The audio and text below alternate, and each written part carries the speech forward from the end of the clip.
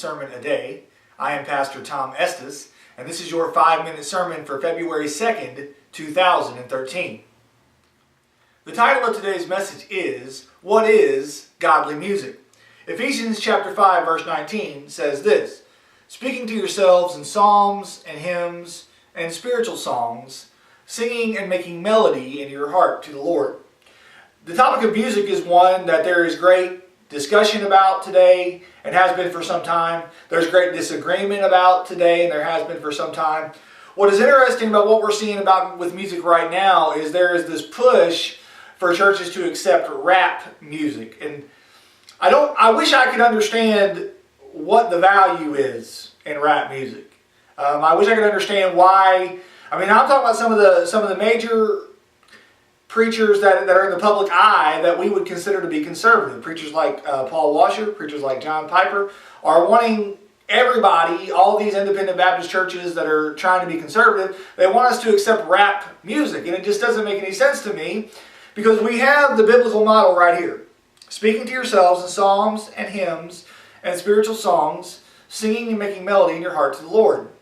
That couldn't be more clear. So the Bible tells us right here exactly what kind of music we're allowed to have.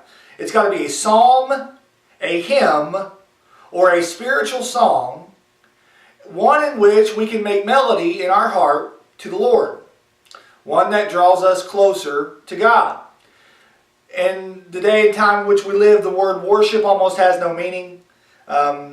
People think that dancing around now is worship. A lot of churches have literally dance routines in their services. They call it worship.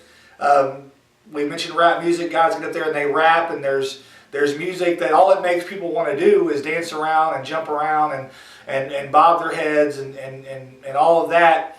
And that's supposedly worship. The thing is, and whether it's rap, whether it's rock music, whether it's this pop Christian music that's out there, the thing about all of it is none of it draws you to God. None of it makes you think about God. Will your flesh like it? Well, sure your flesh will like it. It's sinful. Of course the flesh likes it. Does it make you feel excited and pumped up in church? Well, no doubt. There's no doubt that if you have rap music or rock music that it will excite you. And some old codgers, you might be watching this and saying, well, that stuff would never make me feel that way. Okay, fine, but you're in the minority. Most people, it kind of excites them. It alivens their senses. So yeah, I understand it might make you feel a certain way, but there's nowhere in the Bible that says that our music is supposed to make us feel a certain way.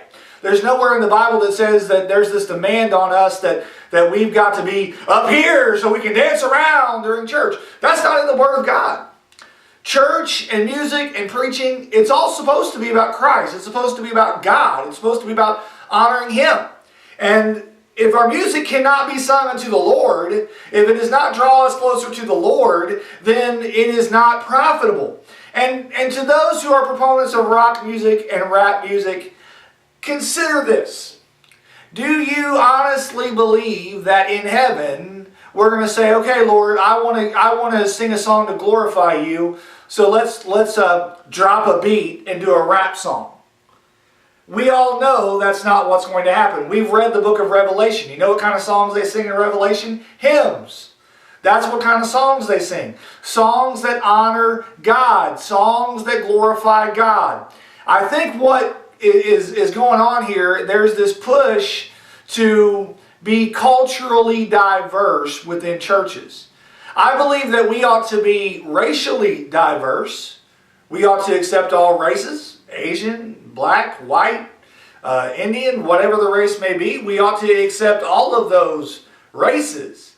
But culture, I am under no obligation to accept culture. And there are those that say, well, this is part of the quote-unquote black culture. Well, it might be, but I don't really buy into that because there's lots of white people that like rap music too. So I don't buy into that in the first place.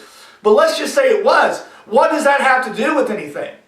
We're not, in churches, we're not trying to make these cultural blending machines here. We're trying to bring people together to, by God's grace, be saved, and then worship God after they're saved. And none of those things account for worrying about culture. It's about the Lord. And our music, it has to be music that honors God. Does that mean it has to be one particular style? No. But it has to honor God. So what is godly music? It's a psalm, a hymn, and a spiritual song that allows you to sing in your heart to the Lord. Anything other than that is just plain sinful. All right, so that was your sermon for February 2nd, 2013. I hope it gives you something to think about, because we do need to consider our music, and we need to make sure that it honors God. I just want to invite you to our website. We have all of our full-length sermons there, both in video and in audio. You'll find that at southsidewinterhaven.com. And if you're ever in the Winter Haven, Florida area, please check out our church. We'd absolutely love to have you. God bless you, and have a great day.